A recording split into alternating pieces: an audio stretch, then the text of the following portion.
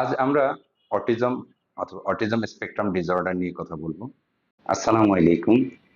আমি ডাক্তার মোহাম্মদ শাহজাহান চৌধুরী আবদুল্লাহ, সহযোগী অধ্যাপক শিশু নিউরোলজি ও মৃগী রোগ বিশেষজ্ঞ। এই ক্ষেত্রে দেখা যাচ্ছে যে আহ, কম বয়সী শিশুরা স্পিচ ডিলে বা কথা বলার দেরি নিয়ে ডাক্তারের কাছে আসে। পরবর্তীতে এনকোয়ারি করলে দেখা যায় যে বাচ্চার আরো কিছু পাশাপাশি সমস্যা রয়েছে, যেমন আই কন্টাক্ট, চোখে চোখে তাকিয়ে কথা বলা, সেটা পুয়ার।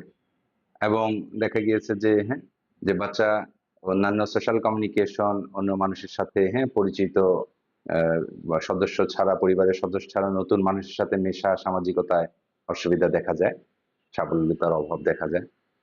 আবার কারো কারো দেখা যায় যে পুনরাবৃত্তিমূলক কিছু আচরণ থাকে। অনেক বাচ্চা আছে হ্যান্ড ক্ল্যাপিং করে, জাম্পিং করে, ইত্যাদি রিপিটেটিভ বিহেভিয়ার থাকে। তাদের ইন্টারেস্ট অনেক সময় দেখা যায় যে কিছু রেস্ট্রিক্টেড ইন্টারেস্ট, যেমন সে খেলনার মধ্যে শুধু গাড়ি নিয়েই ব্যস্ত, এবং গাড়িগুলো অ্যাপ্রোপ্রিয়েটলি যে পুশ করা অথবা টানা, সেটা না করে সে শুধু লাইন আপ করছে বা সাজাচ্ছে। আবার দেখা যাচ্ছে যে কিছু কিছু বাচ্চাদের সেন্সরি কিছু ইস্যু থাকে, যেমন পঞ্চেন্দ্রিয়ের মধ্যে যে কোনোটা বেশি কাজ করছে অথবা কম কাজ করতেছে। তো ইত্যাদি সমস্যা নিয়ে তারা সাধারণত ডাক্তারের কাছে আসে।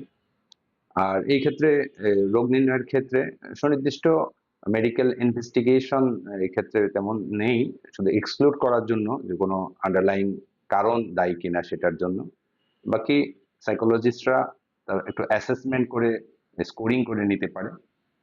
আর চিকিৎসার অংশ হিসেবে এখানে অকুপেশনাল থেরাপি, স্পিচ থেরাপি, এবং যে বিহেভিয়ার থেরাপি, এবং পাশাপাশি স্পেশাল স্কুলিং এর মাধ্যমে তাকে বিভিন্ন অ্যাক্টিভিটি অফ ডেইলি লিভিংস এবং অন্যান্য জিনিসগুলো শেখা হয়।